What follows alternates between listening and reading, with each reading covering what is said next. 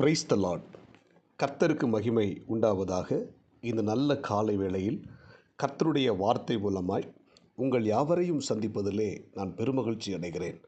1 பேதுருவின் புத்தகம் 3ஆம் அதிகாரம் 12ஆம் வசனம், கர்த்தருடைய கண்கள் நீதிமான்கள் மேல் நோக்கமாயிருக்கிறது, அவருடைய செவிகள் அவர்கள் வேண்டுதலுக்கு கவனமாயிருக்கிறது, தீமை செய்கிறவர்களுக்கோ கர்த்தருடைய முகம் விரோதமாயிருக்கிறது என்று சொல்லப்பட்டிருக்கிறது.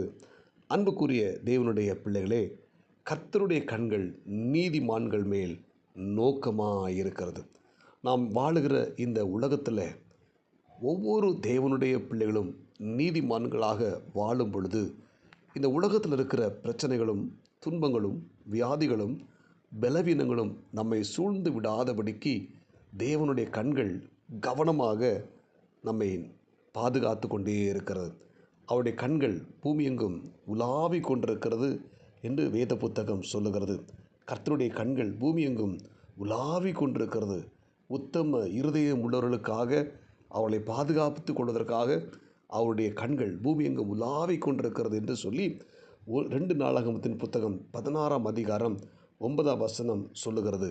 எனவே இந்த இறைவார்த்தை கேட்கிற தேவனுடைய பிள்ளைகளே, நாம் ஒவ்வொருத்தரும் நீதிமான்களாக இருக்கும்போது உத்தம இருதயத்தோடு கூட இந்த பூமியில் வாழும் பொழுது தேவன் நம்முடைய குடும்பங்களை பாதுகாக்கிறார், அழிவிலிருந்து பாதுகாக்கிறார், வியாதியிலிருந்து பாதுகாக்கிறார். எனவே இந்த இறைவார்த்தை கேட்கிற ஒவ்வொரு தேவனுடைய பிள்ளைகளும் நீதிமான்களாக உத்தம இருதயத்தோடு கூட வாழ்வதற்கு நம்மை அர்ப்பணிப்போம். ஏனென்றால் தேவனுடைய கண்கள் நம்மை பார்த்து கொண்டே இருக்கிறது. நம்ம உத்தம இருதயத்தோடு வாழும் பொழுது, நீதிமான்களாக நம்ம வாழும் பொழுது தேவனுடைய கண்கள் நம்மை நோக்கமாக இருந்து நம்மை கவனித்து பாதுகாத்து நம்மை வழிநடத்த போதுமானதாக இருக்கிறது. வேத புத்தகத்தில் பார்த்திங்கன்னா, நோவா அவருடைய வாழ்க்கையை பார்க்கும் பொழுது நோவை குறித்து வேதம் சொல்லுகிறது, நோவா நீதிமானாக இருந்தான். இந்த பூமியில் வாழ்ந்த ஜனங்கள் எல்லாரும் பொல்லாத ஜனங்களாக இருந்தார்கள். தேவனுக்கு விரோதமான பாவம் செய்தார்கள், அசுத்தமான காரியம் செய்தார்கள். எனவே தேவன் முழு உலகத்தையும் அழிக்க சித்தம் கொண்ட நேரத்தில் அந்த பூமியில் அந்த காலத்தில் நோவா என்கிற நீதிமானை கர்த்தர் கண்டு வேதம் சொல்லுகிறது, ஆதியாகமம் 6ஆம் அதிகாரம் 8ஆம் வசனத்தில், நோவாவுக்கோ கர்த்தருடைய கண்களில் கிருபை கிடைத்தது என்று சொல்லப்பட்டிருக்கிறது.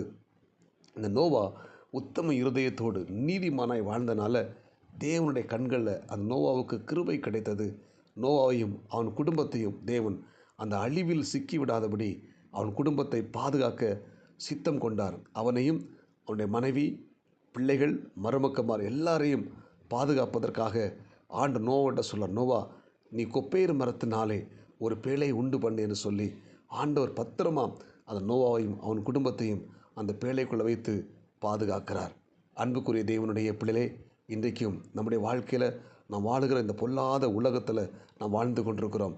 நாம் நீதிமான்களாக உத்தம இருதயத்தோடு கூட நாம் வாழும் பொழுது இந்த உலகத்தில் வரப்போகிற அழிவுகளுக்கு நம்முடைய குடும்பத்தையும் பாதுகாக்க தேவன் சித்தமுள்ளவராக இருக்கிறார். ஆமேன். எனவே இந்த இறைவார்த்தை கேட்கிற தேவனுடைய பிள்ளைகளே, நாம் ஒவ்வொருத்தரும் நீதிமான்களாக வாழ்வோம், உத்தம இருதயத்தோடு கூட வாழ்வோம். உபாகமத்தின் புத்தகம் 23ஆம் அதிகாரம் 14ஆம் வசனம் சொல்லுகிறது, உன்னிடத்தில் அசுசியான காரியத்தை கர்த்தர் கண்டு உன்னை விட்டு விலகாதபடி உன் பாளையம் எப்பொழுதும் சுத்தமாக இருக்க கடவுள் என்று சொல்லுகிறார். ஆமேன்.